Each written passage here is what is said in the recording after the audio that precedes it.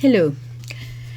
So, is Europe going to war against Russia or not? We don't know. We are not certain because they're not telling us straight. Sometimes it looks as if we are going, sometimes perhaps not. And this is a game they're playing, our leaders. But what is obvious is that we are witnessing something that, well, we have never seen before. Is actually the collapse of Europe, the end of an epoch, the end of an era. We're watching this for the first time, thanks to the media, to the social networks and the like. We are present. We are witnessing something impossible until now. History accelerating at a tremendous pace, and that means that we are being present at a great change, epoch change. I'll give you an example. Is a great historian. I actually read him quite a bit, and I do appreciate him enormously. His name is Eric Hobsbawm. And he calls the 20th century the short century, as opposed to the 19th century, which was the long century. The way he explains it is that the 19th century really started with the two revolutions, the French Revolution in 1789 and the Industrial Revolution in 1780, 81. Can't put an exact date there. And it actually went all the way to the First World War, really, 1913-14. So that was a long taking a bite out of the 20th century. And then the 20th century, the short century, he says that starts with the First World War and ends with the collapse of the Soviet Union in 1990. From the 1990s, he said that the change in the world now is really part of the 21st century. This is how he sees it. And I think we're seeing now a changing, as I said, another huge change, and the difference is that we are seeing it live, directly. And what is it that we are seeing directly? We are seeing the fall of Europe, the final fall.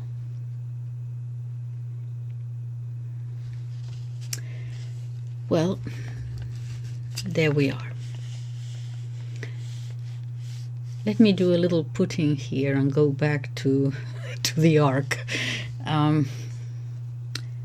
Europe started to take off, as it were, to differentiate itself from the rest of the world. I'm going to obviously simplify this horrendously, obviously not to rumble too much, but it began to stand out technologically over other continents in the world, and quite a few centuries ago. And of course this is very complex, but anyway, in three fundamental areas, basically. The first major change was the navigation. The change in navigation. That's why they could go to America, Columbus and company, believing it was Asia, obviously, but never mind. They were sailing to India and they found America in between. But in any case, and the Portuguese also going round Africa to go to India, and later after the conquest of America, the Spanish and the Portuguese, and then in the 19th century, the English and the French. And this this was important in navigation because those advances, the technology made it possible. What I mean is that up to that point, navigate, because it was oceanic navigation, okay? It was no longer sort of, punting on the Mediterranean lake with galleys and so on. So that was a huge change in which Europe distinguished itself. And the second one was the development of weaponry. Already in the 15th century, we had some, primitive cannons and things, but firearms began to be developed. And here Europe will really start distancing itself from the rest of the world in terms of its capacity to fight, its ability to destroy or to kill. Okay, it's due to this development in firearms, then came the cannon and the muskets. But this is key. In the end, we'll get, of course, to the machine gun and tanks and the technology. But this was a major change also in favor of Europe's rise. The third one, it would seem, was the printing press.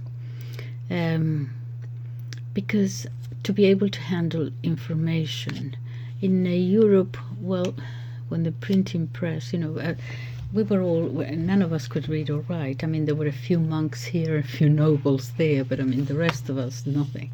And it is the printing press, this invention, the mobile printing press. This is attributed to Gutenberg, but we know very well that the Chinese had invented the printing press centuries earlier, actually. But they had a fixed press. They actually invented the mobile printing press too, but I won't go into that. But the problem that they had is that the Chinese language has so many characters, where our languages in the West being alphabetical, we don't have that many characters. We have the alphabet 27, 28, 30 perhaps, depending on the language. But it was much easier for us. Anyway, so these three things, navigation, firearms, and the printing press, were major in the development and the rise of Europe, and which made it possible for Europe to take control, with the passing of the centuries, to take control of the world. And then we get to the 19th century, fast forward very quickly, and we get to the Berlin Conference around the year 1885, something like that, I'm not sure. But that is when we make the final colonial distribution allocation, and we start drawing lines here and there.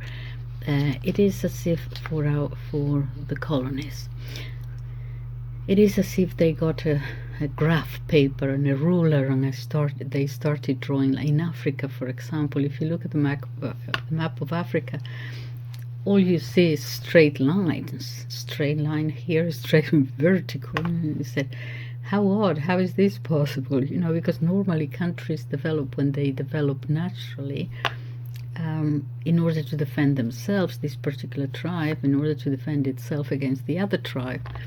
There is always a sort of, sometimes a geographical border. There will be some mountains or a river or a valley or something. But they know, so there were people together, the English and the French went there with a graph paper and a ruler, and they said, okay, this for you, this for me, this for the other, German, Belgian.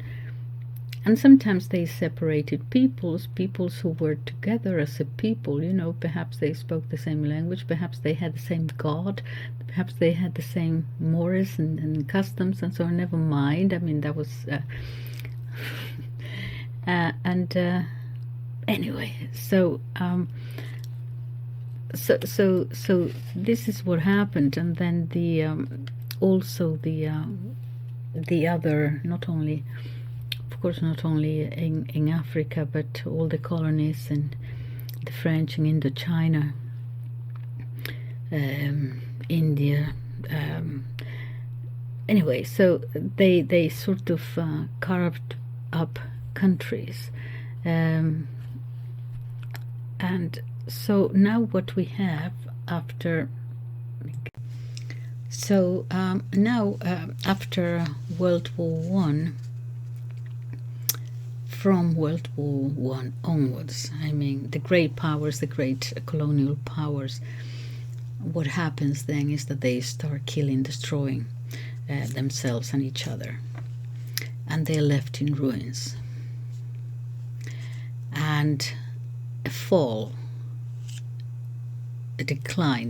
begins, which is going to be made much worse with the 1929 crisis, yes, the great crisis of Western capitalist economy.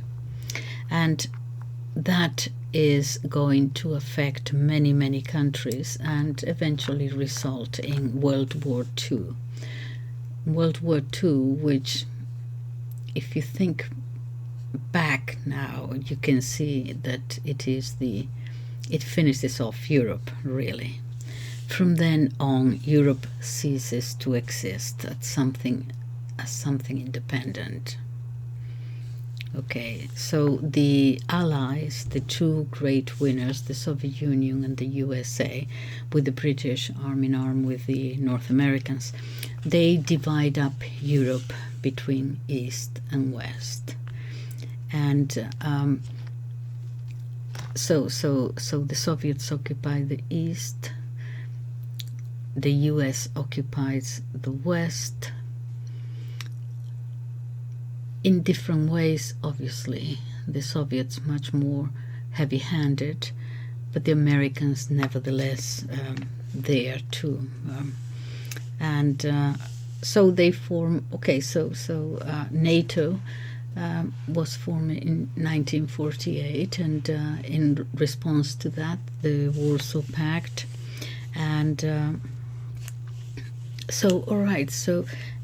Europe continues to fall. What I mean is this, that from that moment on, European independence is rather dim or scarce. To know the right word there is. Basically, in Western Europe, the boss the boss really is the United States. Okay, period. Okay, and you can see it. I mean, yes, there is freedom, but if some government gets a little bit out of line, the United States comes and sort of slaps you on the face a little bit, as it did with the French and the British in 1956, when they tried to, they invaded Egypt and together with Israel, and to avoid the nationalization of the Suez Canal by Nasser. And the United States came and say, hey, what are you doing? I mean, you stupid or what? Okay, this sort of colonialism, that's not how we're going to do it anymore. That's kind of passé. This is going nowhere. In any case, you don't have any means to continue to, so just get out. So after World War II, comes the whole phenomenon of decolonization. Okay, so not because, as we know, the empires became, charitable and concerned and sorry, we were wrong, you both little things, Africans and Asians and so on, let us decolonize, we want you to be independent. No, they were actually kicked out, and these these were many times followed by horrific wars, where these colonial powers, already decaying colonial powers, actually carried out true massacres of all kinds. The case of the French, for example, is typical. In the war in Indochina, later Vietnam, yes, their old colony in the 1950s, in the Battle of Dien Bien Phu in 1954. In that one battle, they lost more than 70,000 men. That is, they lost more in that one battle than the Americans lost in the whole of the entire Vietnam War in all the years that they were there. Okay, it was a total, absolute disaster. Another disaster was the war in Algeria, where they really carried out all manner of atrocities there. In fact, the North Americans, when they invaded Iraq in 2003, in the second invasion, with President Bush's son, they actually devoted themselves to studying the torture manuals of the French army of the time. They were a gem to them. All kinds of atrocities against the Algerians.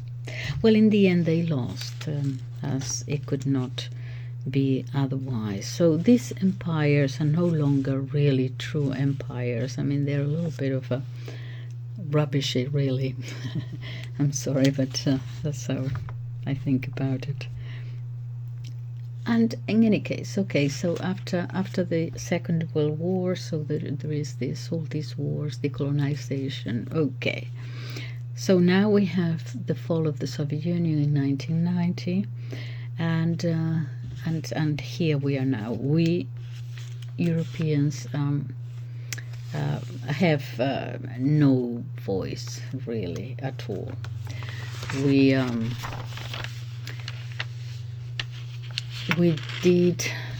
British did pass the baton on to the Americans. So after World War II, undoubtedly the United States became the great power, the great dominion, the new empire, having been given that baton by the British. You know, look here, we can no longer continue, take it, won't you? To the North Americans. And the North Americans, being the love child of the British,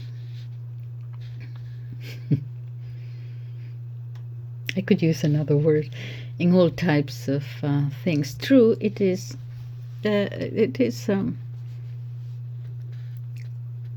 it's a sort of a weird empire, because actually, if you think about it, they lost most of the wars that they have engaged in. But anyway, that's another story. In any case, the North Americans have been at the helm of the ship of the West.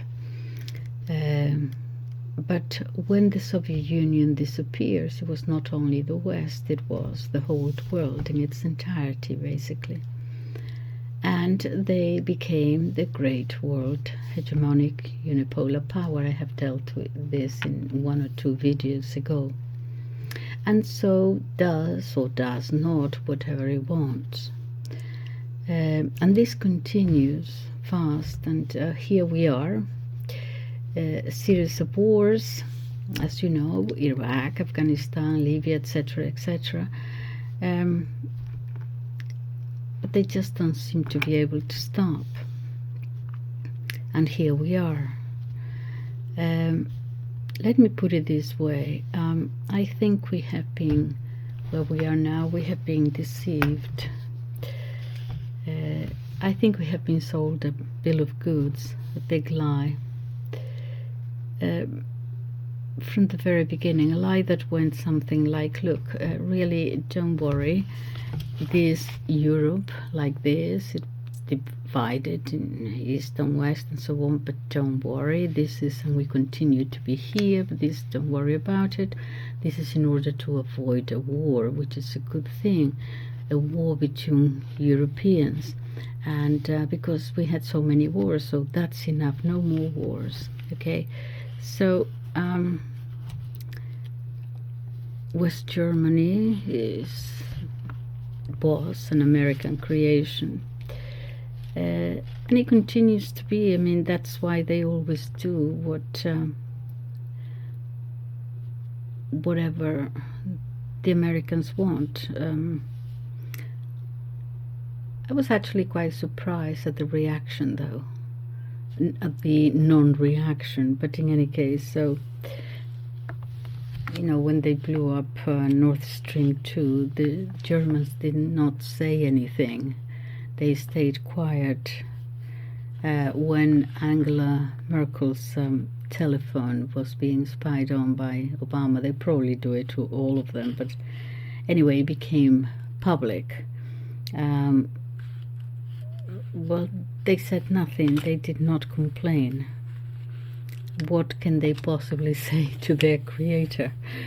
So here we are, a Europe that is useless by itself, with no say, no voice.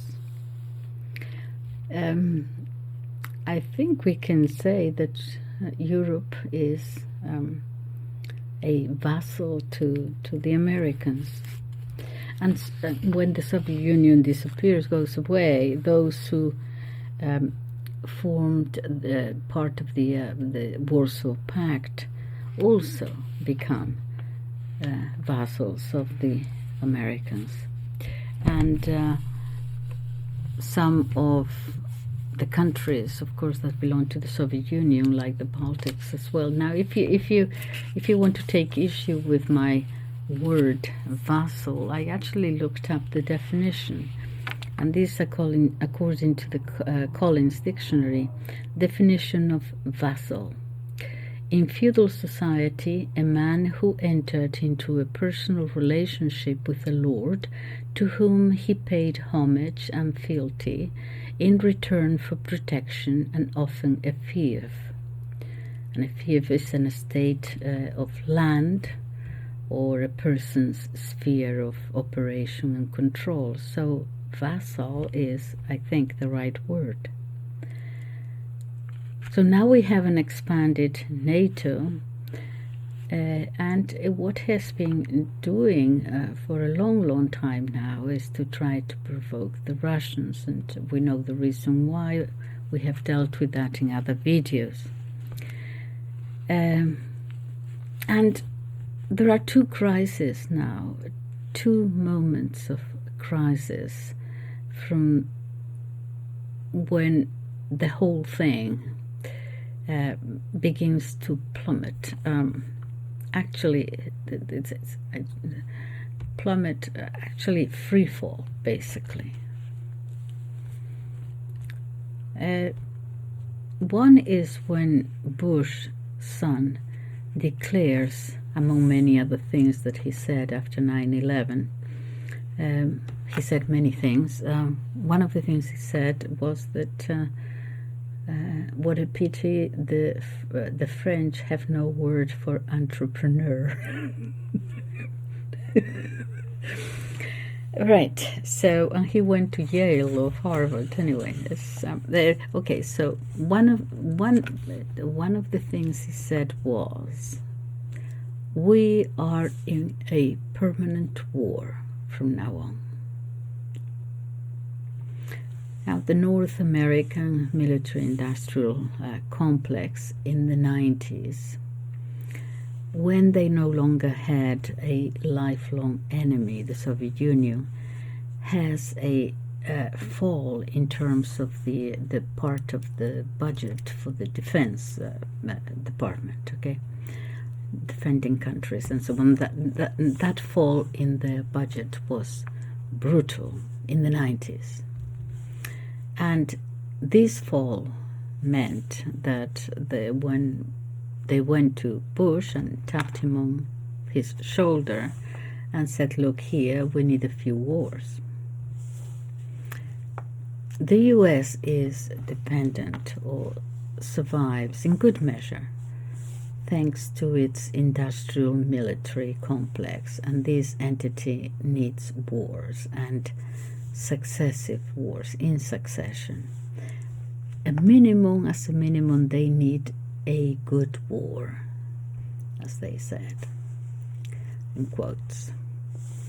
A great war, a war of a certain magnitude, at least every decade, minimum. Not these sporadic bombing around and as they do in countries that cannot really defend themselves, but and that is why Bush got into all the wars that he did, and some more that he wanted to but couldn't. And this satisfies the industrial military complex. And from then on, we see that part of the federal budget dedicated to the Department of Defense. We see, first of all, the tremendous fall in the budget. And since the Bush's wars, it continues to go up, escalate. It doesn't stop rising. There are some times when there is a little bit of a readjustment here and there, a little, but the general line in general is always, from the 90s, a meteoric rise. And the US lives to a large extent not only, but to a large extent of wars. And here we are now. Also an empire in decline.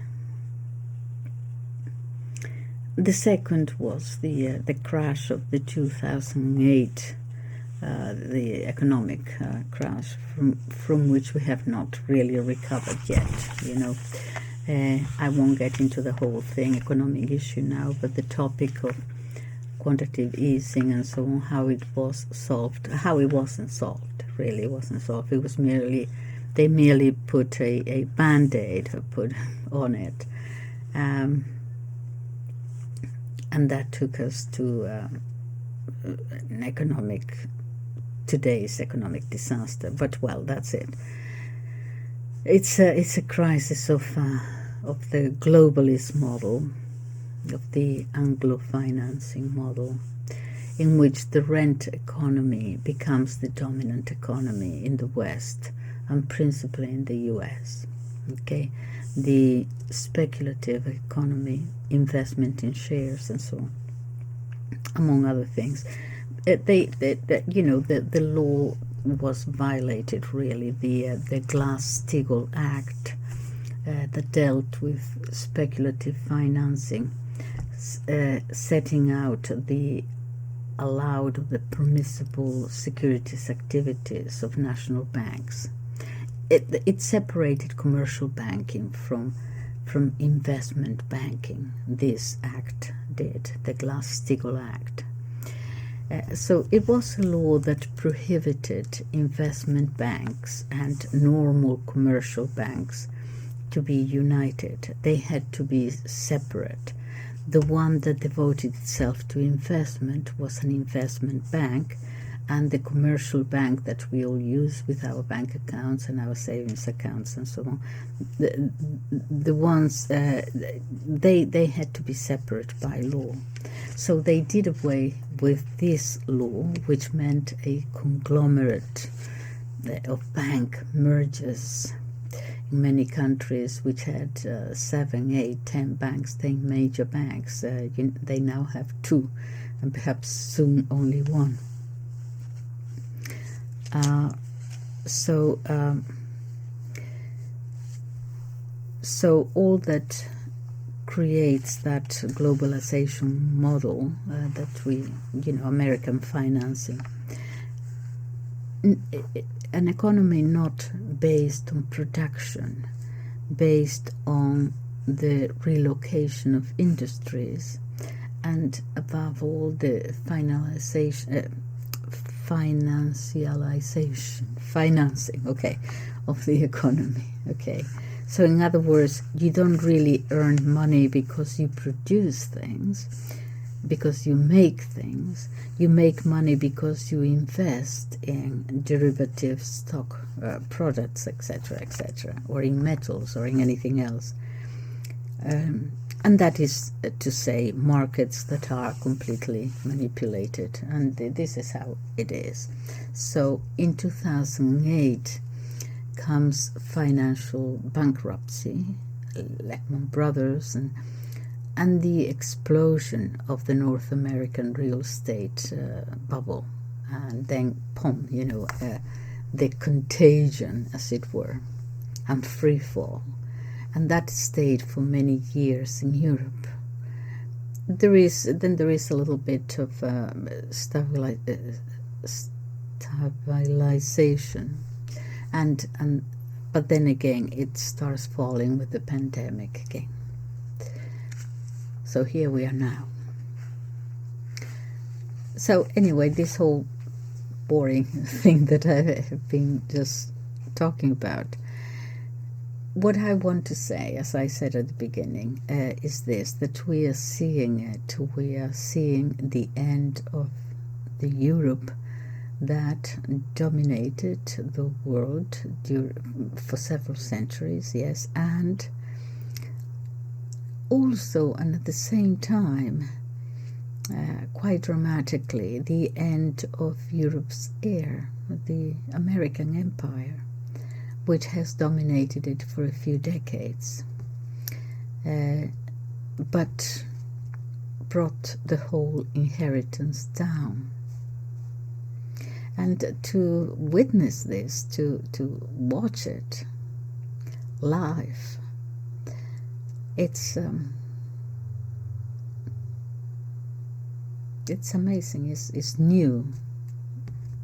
It's a novelty.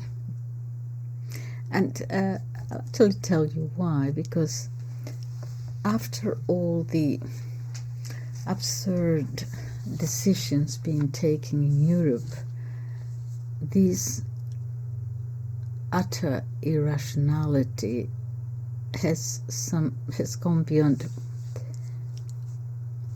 We can take it for granted. In fact, everyone is witnessing Europe is going to war.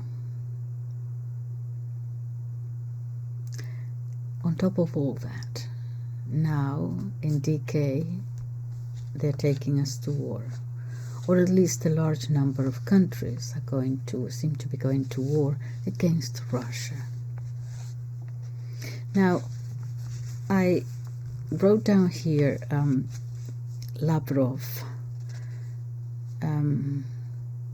He said, I quote this, "The United States and its satellites are obsessed with the idea of inflicting on Russia a, quote, strategic defeat, and are willing to continue until the last Ukrainian.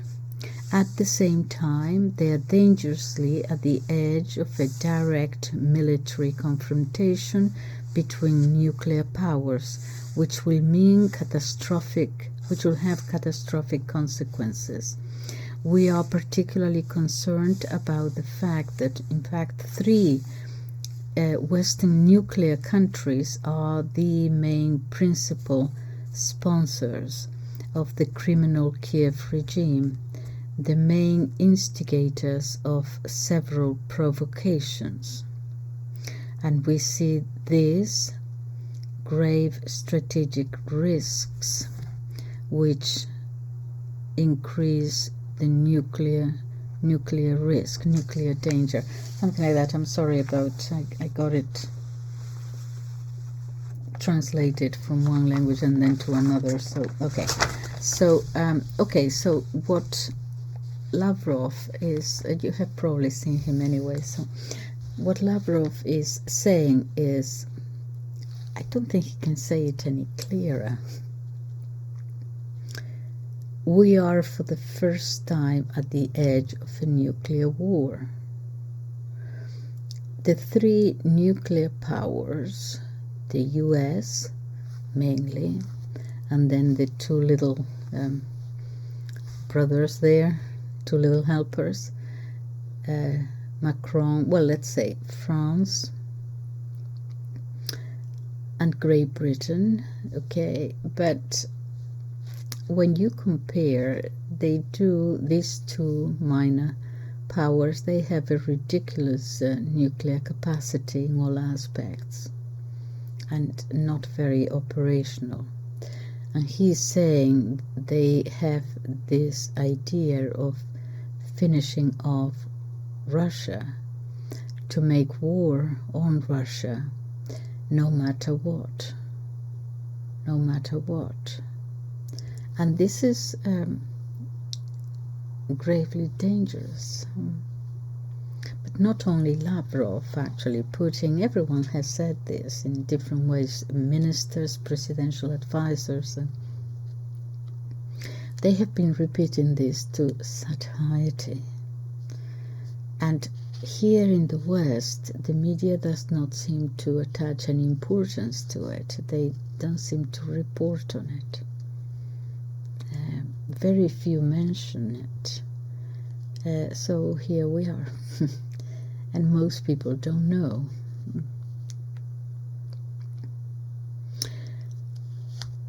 Some people say that the Russians are showing extraordinary exercising strategic patience. I agree with that,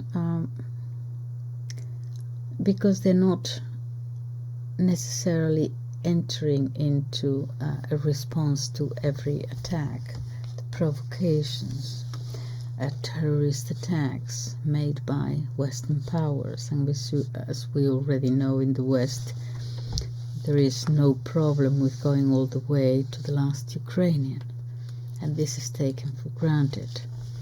What has happened, what is happening in this Ukraine war of NATO against Russia, is that the West, it appears that the West have fallen, including the US, the boss in charge. They have fallen into their own trap. They wanted to have Ukraine as a trap for a war with the Russians, a war that would weaken Russia, and through sanctions and very extremely harsh sanctions to weaken Russia economically. And for it to break apart. Well, that went disastrously wrong. But even so, what happened is that they continue saying, well, there are still certain opportunities here, so let's continue. We can go on escalating, provoking the Russians, and see how far they, and perhaps us, but let's see how far we can go, and let's see how far they can hold out, which is what is usually called the to test the enemy's threshold balance. So let's continue, let's go on. And something that, to start with, was an existential question for Russia, because they could not have missiles in Ukraine, because they would reach Moscow with no time to defend itself, in 5 minutes, as Putin said. So it was existential for them, for the Russians, and they said so from the very beginning. Okay, so they said, okay, we are going to behave, obviously within the context of a war. We are fighting a war, but nevertheless we're going to approach it with a certain degree of moderation.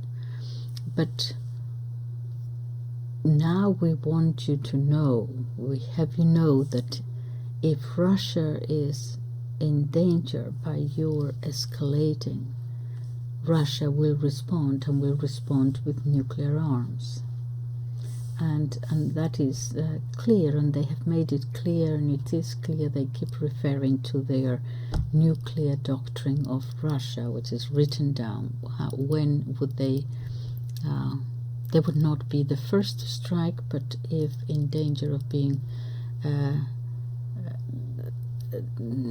challenged, they would retaliate. So what happens? So we're still escalating. At first at first it was defensive weapons, they called it. It was defensive weapons, but not even defensive weapons. First of all, we were just going to send, helmets and bulletproof vests, and then okay, so we send those, and then we send some javelins. Okay, well, nothing to worry about, just a few javelins, and then the artillery, but always following the same pattern, and it's becoming tiresome. Okay, first of all they say, oh no, we were not sending that, no. Then they say, well, maybe they put it out there. Okay, no. Oh, well, perhaps, maybe. Well, we're thinking about it. Well, we'll have to talk about it. We'll discuss it. Perhaps yes, perhaps no. Then this farce of some countries saying, oh no, I don't agree with that. Well, yes, I do. Well, I don't. This is all a farce, of countries appearing to disagree with each other. This is a show for the population, for the populace. No, I'm against that. Well, I'm not. Me too. Me neither. Well, let's negotiate. And in the end, the answer is always yes. Always yes. Whatever it is that they say, oh no, we are going to think about it, we're going to negotiate. We've seen this with the artillery. We've seen it with the HIMARS, which, by the way, are useless because the Russians have completely annihilated them. Which, by the way, also shows their capacity, their ability to learn on the ground in the face of new challenges, actually. But then we had the tanks, and then the famous tank bombs, and then the cluster bombs. Oh, are we going to send cluster bombs? Oh, no. Oh, yes. Oh, they were already there. How about depleted uranium bombs? Oh, the British are going to send a terrible thing. No, okay. And so on. And it's always the same farce, and it's becoming actually a little bit insulting. And they continue escalating. As I said in another video, no one seemed to have the guts to just say, dear citizens, we are at war. They keep treating us as fools. They have already decided, but they are presenting it to us as if it's something gradual that needs... I'm getting tired of it, actually. On and on and on. And until the present time. Now the F-16s, which are already there. Always following this tiresome circus, this pantomime, this theatrical pattern. Because this is a parody. Oh, no. We are not sending them. Well, perhaps we might send them. Okay, yes, we are sending them. It's always a parody to convince us all that if the escalation takes place naturally, gradually, when it's not like that, the decisions have already been made and they have already been taken. When they said, oh, well, all right, perhaps we will send a Leopard there, the leopard was already there they had been there for quite a while. The decision had already been made. They're fooling us, they're kidding us, they're laughing at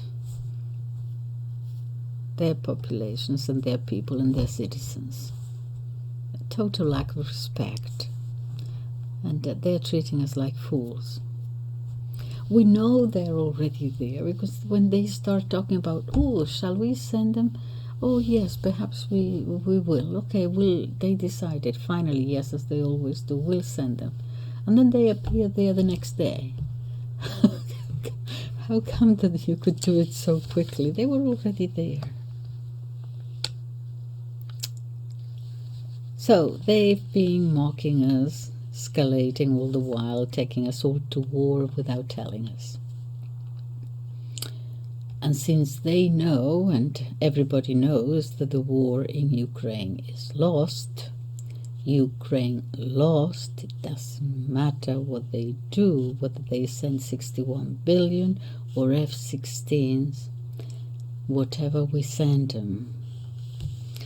And as Russia is increasingly putting more and more pressure on the Ukraine front lines, because Ukraine has a problem that is not solved with weapons or with money. It doesn't have men there to fight. And the recruiting capacity is practically over, which means it has no reserves. We know when the so-called offensive began in Kharkov, it had to withdraw troops from other areas to come and cover this particular hole. Okay, and that was a Russian strategy too, as I understand it. I don't know anything about it, but they would bring soldiers from other places, and then the Russians would attack there where they left the hole. So that means that apart from the obvious wear and tear, they have to take soldiers from other places, and so leaving holes behind that the Russians take advantage of to crush them, really, and finish destroying the Ukrainian army. I don't know whether there will be a final blow, but I hear reports from people who know that it might be this summer for the Ukrainian army to be destroyed or dissolved or collapsed, and as a result to get an unconditional surrender from the Ukrainians. I don't know enough about this, but as I said in the previous video, the problem is that this is what the Europeans and the North Americans and NATO are not willing to accept. And why cannot accept? Why can't they accept it? Let's go to Macron. Macron, he says, I quote, he's always talking, yes, so we have never had so many enemies, external and internal. External, France, external enemies. Okay, is he talking about, he's talking about Europe though. External, the Russians, perhaps the Belarusians, I don't know. Internal, who is he referring to here? Because he's talking about Europe, so is he accusing other European countries, perhaps Hungary or Slovakia, of boycott? Also Germany, when is sort of doubting and saying, oh no. Because Macron, who suffers from these Napoleonic delusions of grandeur, Napoleon was Italian, as a matter of fact.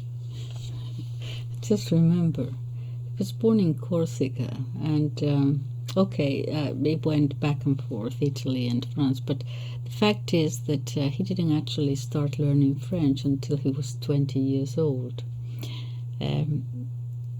When you're 20 years old, you will always speak the language imperfectly. I know that by experience. Okay, so I've started learning English when I was 18. You can speak it for 100 years, and it is never 100%. And apparently he did have quite a strong foreign accent. That's Napoleon. But in any case, we associate. Never mind that.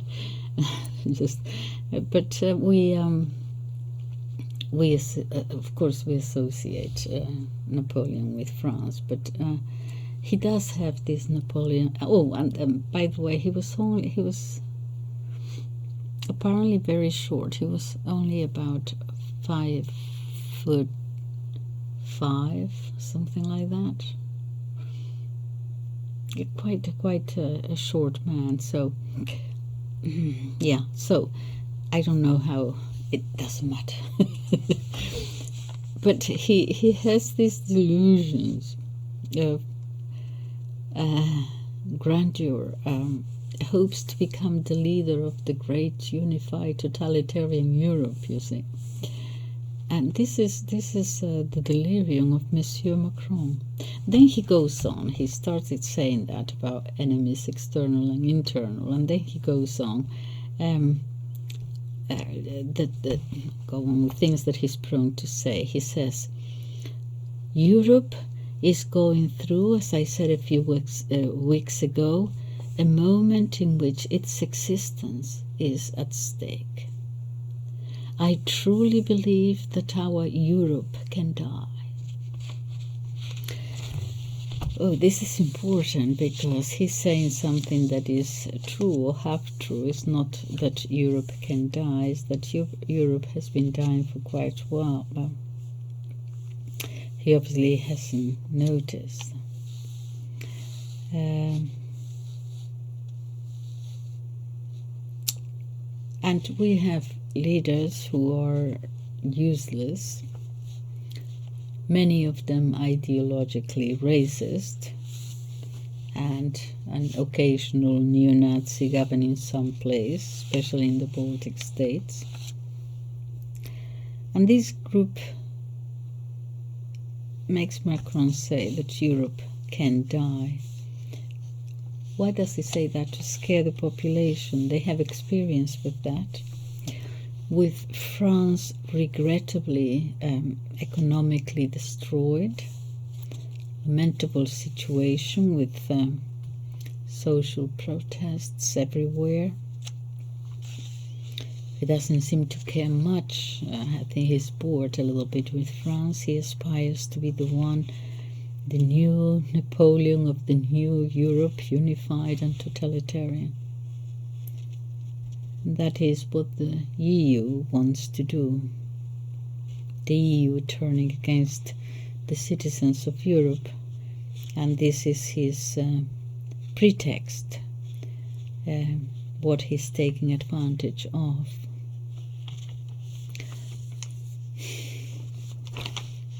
The Russians are coming, and they're going to invade us. And because they are so evil, they're going to kill us all. That's basically the message.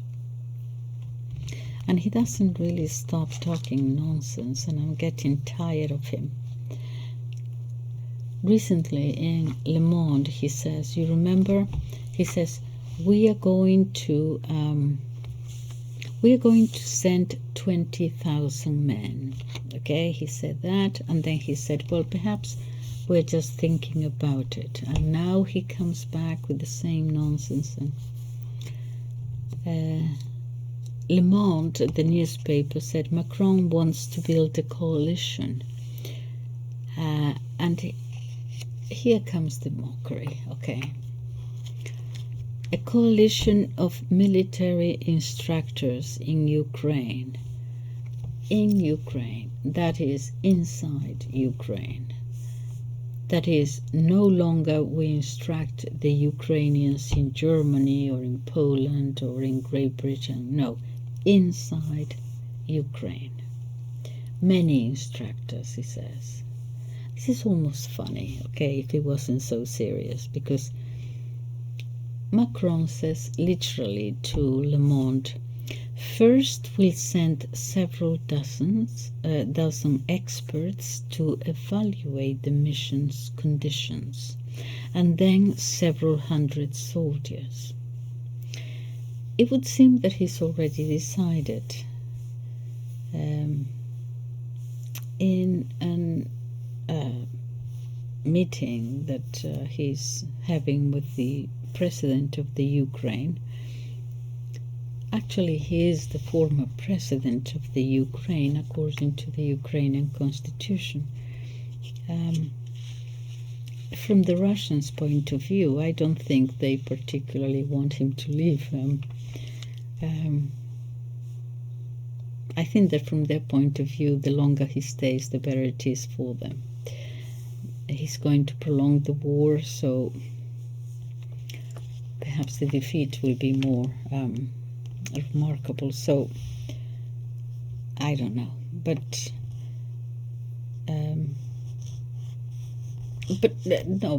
according to the Ukrainian constitution, in an emergency, whether it is a war or a whatever it might be,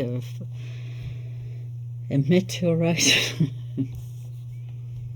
Martians invading, whatever it might be, if elections have not been able to be held, then for whatever reason, then the president's mandate is expired. Then, according which it did in the case of the Zelensky, it expired on the 20th of May 2024. Then automatically the acting president of the country is the president of the Ukrainian parliament, the Rada. He becomes automatically the new president until elections can be held. So really, I mean, I'm not exaggerating if I say former president, because that's according to Ukrainian law. Okay. So Macron is saying that he's sending troops and talks a bit about the scheduling and the calendar and so on. First, he will be sending a few to have a look, then instructors. He's going to fill Ukraine with thousands of instructors. It makes no sense. No one believes that about instructors. You can call them instructors or whatever. You can call them firefighters, you can call them nurses. And then we're also going to send some who are not instructors, but they are going to help in the removing of landmines. That is obviously very good. Very good of them, is good for everyone. They don't even know how to camouflage this anymore. Why all this? Because they are preparing the entry of most of European countries into a war. That's it. And besides, on top of all that, they are considering, some say that they are considering doing it not as NATO, and why not as NATO, but as Europe. A Foreign Affairs journal says, it has a headline, Europe, but not NATO, should send troops to Ukraine. Europe, not NATO. So they're being urged to go as EU, as the European Union. This is new. So Macron, his hitmen, that is the French, will go. The Germans will go too, because the Germans have become errand boys. Of course, the Baltic states will go too, because they never say no.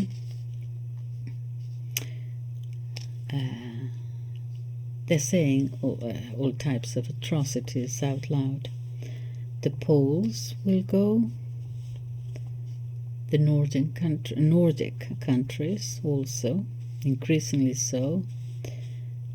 The Norwegians are always there. I mean, they helped during the Vietnam War. They were there helping the U.S. You don't see them so much. They're always behind. You can never see them, but very active. The Swedes, the Finns, the Dutch, and the British, of course. The British especially, I think, probably delighted to go. There is something here that I am trying to study. I'm trying to read a lot about this. I think I told you this before, about this animosity is not enough that England has had against Russia. But this has gone. This goes back to probably the 1750s. This goes on for a long, long time. And it always, wars in the 1750s, then again the Crimea War in the 1850s. Here we go again. It's interesting. It's so I think the British will the English. I know it's UK, and I know it's also Great Britain, but when it comes to geopolitics, I think it's England. Anyway, never mind. So, but if we are to be truthful about it, it has always been, the foreign policy of Great Britain has always been, it was never like many other European countries to be the greatest power in Europe as such, like Germany, France, Spain, whatever. But it was always never to allow anyone to be the one major dominion power. The moment one came up a little bit, it was always there, our beloved perfidious little Albion doing things to make it possible that would not succeed in more ways than one. So here we are again. Okay. But what we're going to have is a destroyed Europe, a weak Europe was always had been English policy, but anyway. What else do I have here for you? Okay, so with all this, they are exhausting the one but last option, which is an extremely dangerous option. It's really the most dangerous option that could take us to a nuclear debacle. And that is the option of sending missiles with a range greater than 500 kilometers, and can therefore attack what is referred to as the Russia's deep rear guard, meaning not only the cities that are more or less close to the border with the Ukraine. They want to attack facilities. Well, they've already been attacking facilities of all kinds, really. And the Russians there, I think with patience, really. Anyway, they've been attacking from oil refineries to large radars charged with detecting firing of intercontinental nuclear missiles from the US.